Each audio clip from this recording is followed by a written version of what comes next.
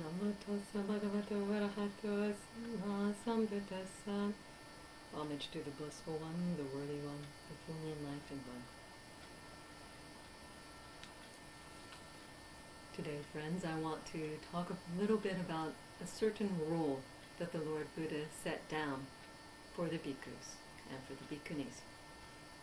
You may have heard that bhikkhunis had more rules than the bhikkhus.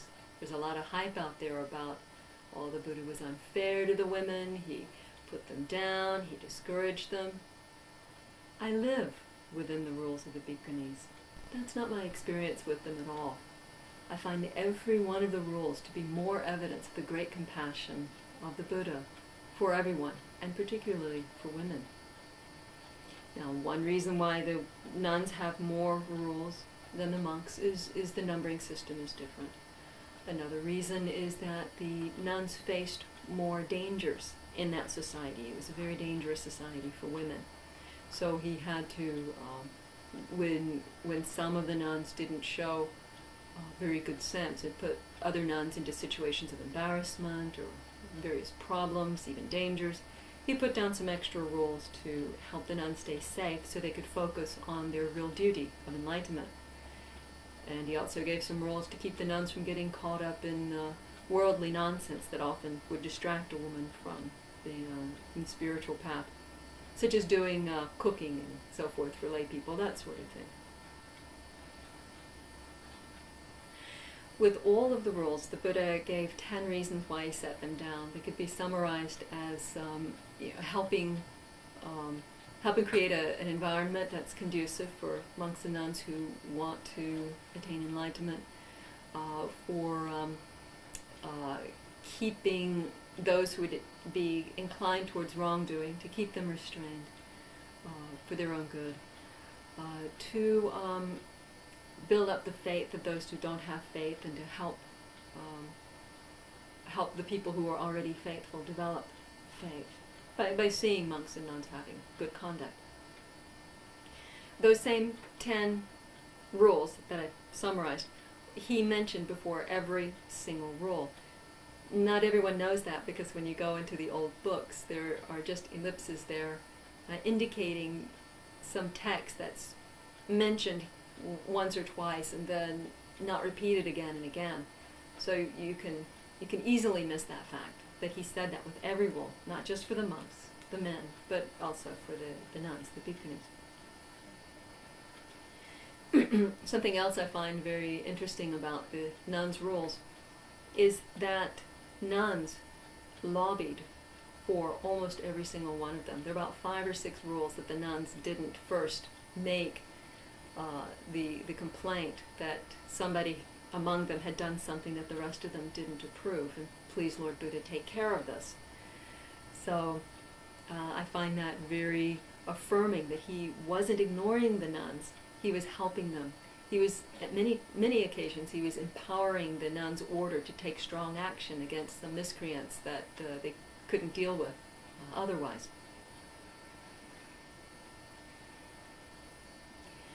And one other thing I find very interesting, I counted up the number of rules that came down for nuns because of bhikkhus having said something needed to be done.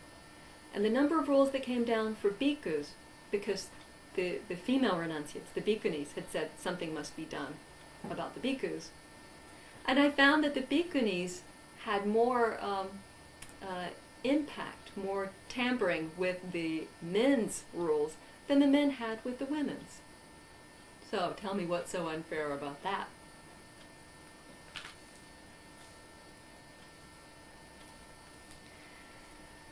Some of the rules are specifically, not many, just a few rules are specifically about the interactions between the bhikkhus and the bhikkhunis. And I find that generally the rules cause the bhikkhus to help the bhikkhunis and the bhikkhunis to respect the bhikkhus at a level that was considered normal and appropriate for women to respect men in that particular society in those days. So, in other words, the women would treat the men in a way that was necessary in order for there to be peace, a lot of interactions and peace. and the bhikkhus had the duty of taking care of the bhikkhunis in various ways. These were not 21st century liberated women. A lot of them were uneducated. In fact, women generally were not educated. In that society, women were hardly regarded as anything close to human. Human was male. So they came in with less resources available to them in terms of lay support, in terms of their knowledge and skills among the bhikkhus. You had men who had been kings, men who had been ministers to kings, men who had been generals. You had some of the wealthiest men of their society. You had some of the greatest scholars, professors, some great religious leaders who had a lot of experience in religious practices. Among the women, you didn't have that kind of talent coming in. The Buddha foresaw that the nuns were going to be more needy than the bhikkhus, and he set up a system that would take care of them for the long-term benefit of the nuns. So there were some additional administrative duties on the men for the benefit of the women renunciates. Now, some people might think all of these monks would delight in having power like that. I don't really think so. Actually, good monks tended to try to get away from administrative duties. A couple of incidents I find a little bit amusing, having nothing to do with the women's order. There was an arhat monk, a fully enlightened, completely free monk, who was not intending to join the other monks in their twice-a-month ritual of reciting all the monks' rules. It's all the nuns have to get together twice a month and recite their rules. All the monks have to get together twice a month and recite their rules. It's a very important ritual done on the full and new moons. This arahant wasn't going to do it. He said, "What's the point of me doing it? I'm perfected. I'm not going to break any rules anyway." And the Buddha appeared to him in a psychic vision and said, "Oh, please don't not go. If you don't go, who will? We have to have the fully enlightened monks go. Please go."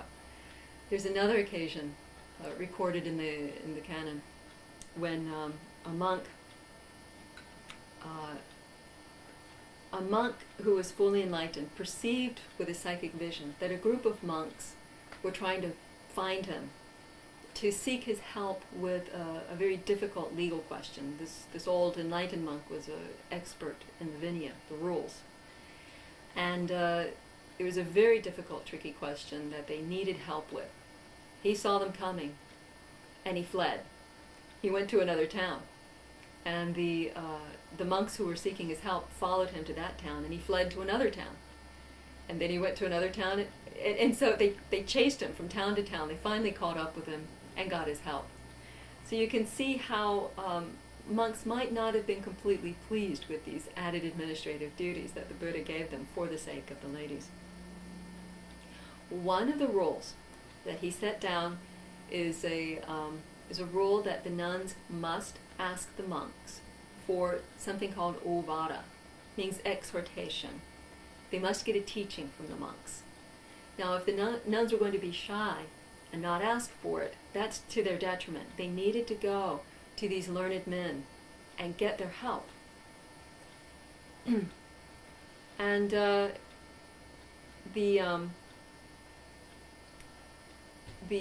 Buddha gave the nuns a certain level of offense, a pachati offense rule. It's not a huge offense, but it's not nothing either. Each and every nun must participate in this. They must get the teaching that they deserve. In other words, they must demand the teaching that they have a right to from the monks. I think that's the best way to look at it. Though some might want to put it in terms of, oh, the Buddha forced the nuns to have to go do this and that. On the other side, he gave enforcement to the monks to make sure that they give this teaching to the nuns. How did he do that? He did not give individual penalties to individual monks for if they should fail to do it. He gave a penalty or an enforcement for the whole order, not a penalty, an enforcement. The strongest enforcement, actually, that I can imagine that would have worked. Before the monks recite their rules twice a month, they have to announce that certain duties have been done. They have to have cleaned up the hall where they will have the bi-monthly recital. They have to set out water. They have to sweep the floor, and duties like this. And they have to fulfill the duty of choosing a qualified monk to go and teach the nuns. If they haven't fulfilled that duty, they're not allowed to go forward with their recitation. That's a rule the Buddha set down. Isn't that brilliant? It seems to have been the only way that he could make it happen, that the women get the teaching that they need. Now, there's some authority out there to suggest that this Ovada exhortation was just describing to the nuns certain rules that they're supposed to be following. That the monks just basically nag them on whether they're being good girls. But we have at least two that I've come across, records of complete Ovada exhortations by a monk to a nun, by a monk to the order of nuns. And in neither of them do they mention anything about the rules. These are Dhamma talks.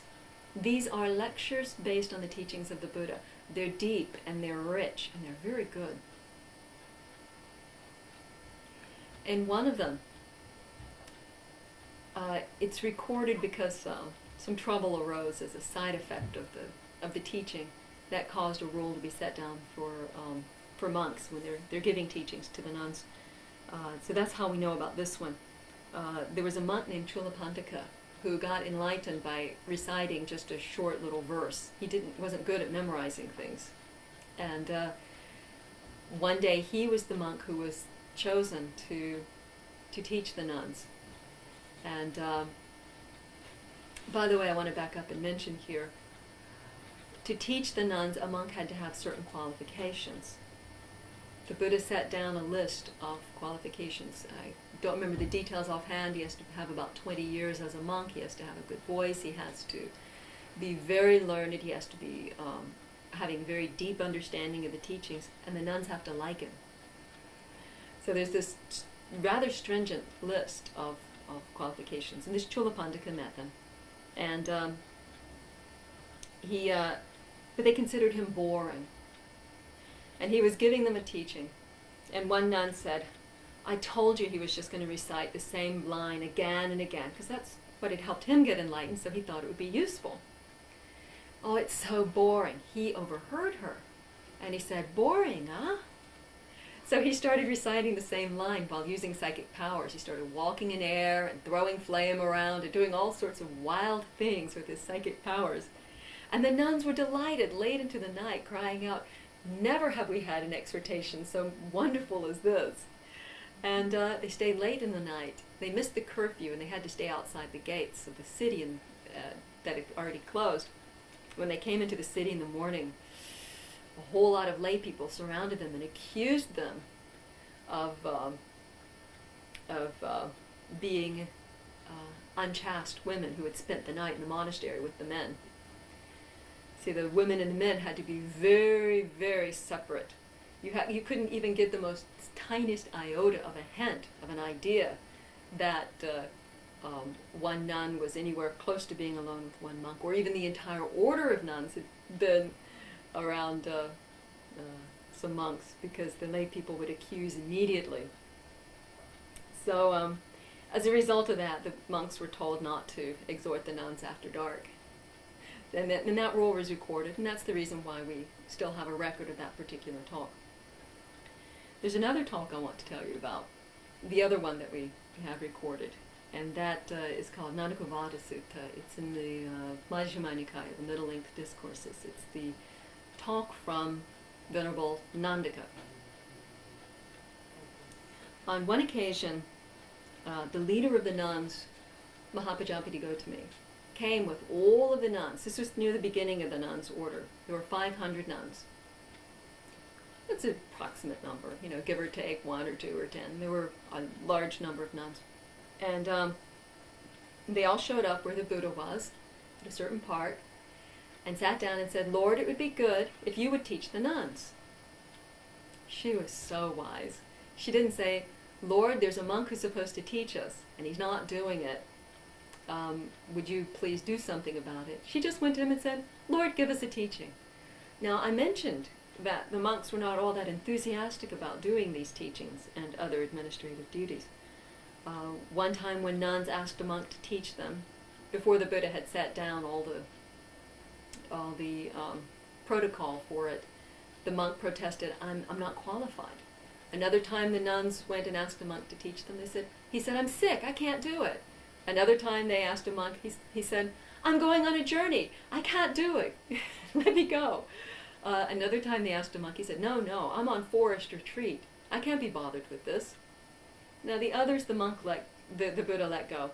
But a monk on retreat has to come out of retreat and meet with the nuns. He just has to tell them some central meeting place. And then they meet and the nuns give their talk. So you can see they really did try to wriggle out of this duty. Well, Nandika had come up with a very unique reason for why he couldn't teach the nuns. On that occasion, there was this Venerable Nandika who was supposed to teach them. And he came up with this reason. He had the idea, maybe it's true, I don't know. He had the idea from being able to see past lives with psychic powers. He was a fully enlightened monk, and he was one of those who had gotten psychic powers. Not all do, but this one did. And with his psychic powers, he investigated his past lives. And he knew that these 500 ladies in some past life had been all his wives. He'd been a great king with a whole huge harem, which was not uncommon in those days. And so he was afraid that if he associated too closely with these women, that others who had that kind of ability to see past lives, perhaps some who didn't have very much understanding, because you see, sometimes psychic powers could come with dawning of great wisdom, but sometimes psychic powers happen just based on some concentration ability, but without having deep insight. So not everybody who has these powers is actually wise.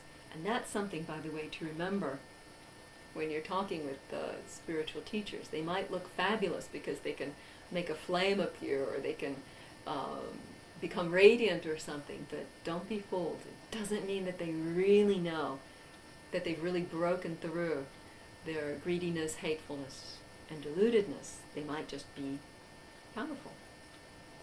So anyway, he was afraid that someone else with some kind of powers might see that he had this past association and accuse him, though he was an arhat, of being attached to these ladies.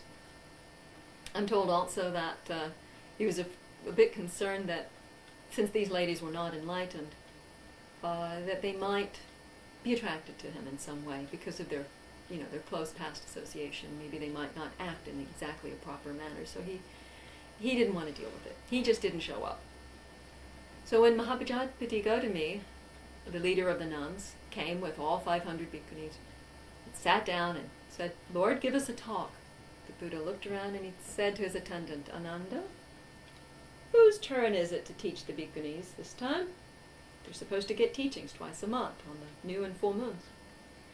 And Ananda said, "It's Nandika, but he won't do it." Ananda loved the bhikkhunis. He was so gentle and loving to women. He was their defender again and again, so you can just hear the outrage in his voice. It's Nandika, but he doesn't want to do it. And the Buddha said, "Venerable Nandika, teach the bhikkhunis, exhort the bhikkhunis, give the bhikkhunis a teaching, Brahman." So, okay, he did. Next day, he went to a certain park and met with the bhikkhunis, sat down with them, and gave them a teaching. beautiful teaching, the most wonderful teaching. He taught them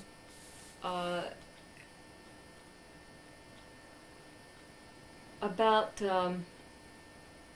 he kind of walked them through a study of how you take in reality, moment to moment. It's kind of a Q&A, a question and answer with them. And they appreciated this very much. I don't know if usually teachers would interact with them, with the pupils quite so much. So he said to them things like, sisters, he called them sisters as a term of affection and respect. Sisters, what do you think? Are your eyes permanent, unchanging, everlasting, eternal? Oh, no, they're not, they answered. Well, given that they're going to change, they're subject to harm. They can be hurt, they can be ruined, they can, your eyes can go blind, your eyes get dull over time, they can get disease, they can get nasty stuff in the corners, they can get ruined and injured in so many ways. Is that much fun for you, that your eyes are so vulnerable this way, and that they're changing, and that at some point in the future they will be ruined, if only at your death, but they will go away? And said, it's unsatisfactory. We don't like it. He said, well, given that your eyes are impermanent, unsatisfactory, subject to change in this way, do you think it makes sense to say, these eyes, this eye is me, it's mine, it's myself, my selfhood is wrapped up in this eye? He said, oh, no. And he said, well, what about your ears? Are they permanent or impermanent? Impermanent, Venerable Sir. Is that which is impermanent suffering or happiness? It's dissatisfactory, sir. Is that which is impermanent, unsatisfactory, and subject to change, is it fit to be regarded as, this is mine, this I am, this is myself? No, Venerable Sir. What about smells, he asked. Taste. Oh, I'm sorry. The eyes, the ears. What about the nose? What about the tongue? What about all the rest of the body? What about even the mind itself? Is the mind permanent, everlasting, eternal? Oh no, it's changing. Well, changes to the mind. Is that satisfying? No, it's dissatisfactory. Well, is it fit to be regarded as, this I am, this is mine, this is myself? Oh no. And he praised them. Good sisters. So he led them through all of what you call the 6 outer sense bases. The 6 inner sense bases. And then he led them through the 6 outer sense bases. The inner sense base is the eye. The outer sense base is light and color, form. You could call it sight.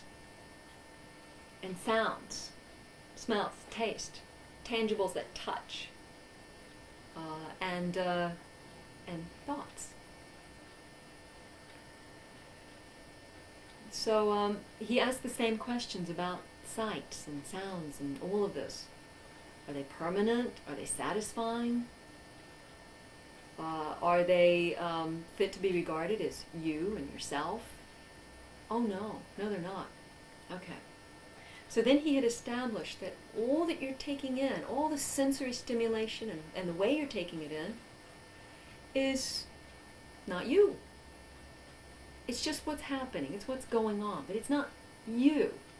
It's not an eternal soul that's a driving mechanism here. It's experience, it's just what's happening based on causes and conditions that have come up. Then he pointed out that feelings are based on all these changing things. Feelings come up based on what comes in at the eye, the ears, the nose, the tongue, the body, and the thinking. The feelings arise. They can be pleasant, unpleasant, or neutral, these feelings. Now, aren't feelings the stuff of life? Don't you chase after people and money and cars and everything based on the pleasant feelings you get from them? But he said, look, Imagine you have a tree, and you know the root is impermanent, the trunk is impermanent, the branches are impermanent, the foliage is impermanent. Would it make sense to say that the shadow is permanent? No, it's based on what's impermanent. Just like the shadow of the tree is not permanent, feelings are also impermanent, unsatisfactory, subject to change. And then he gave some other metaphors, explaining this a bit more and showing how it's the craving of hanging on between the eye and the sight, the hanging on of what comes in at the ear, hanging on between these inner sense bases and the outer sense bases. That craving and clinging is really the source of all the trouble in life. Then he talked about enlightenment factors. With a bit of mindfulness, you get energy. With energy, you get curious about reality. With that, you develop energy. And with that, you develop uplift. The mind calms down. And in this way, one works towards enlightenment, letting go more and more and more. Now, I'm almost out of time, so I just want to skip to the end of the story. Every single nun got enlightened. All 500 nuns got enlightened. And the Lord Buddha proclaimed that this monk was the supreme teacher of all the bhikkhunis, this monk who hadn't wanted to. And wasn't it compassionate of the Lord Buddha to cause the monks and the nuns to have a relationship in which the women would benefit so much, so very greatly.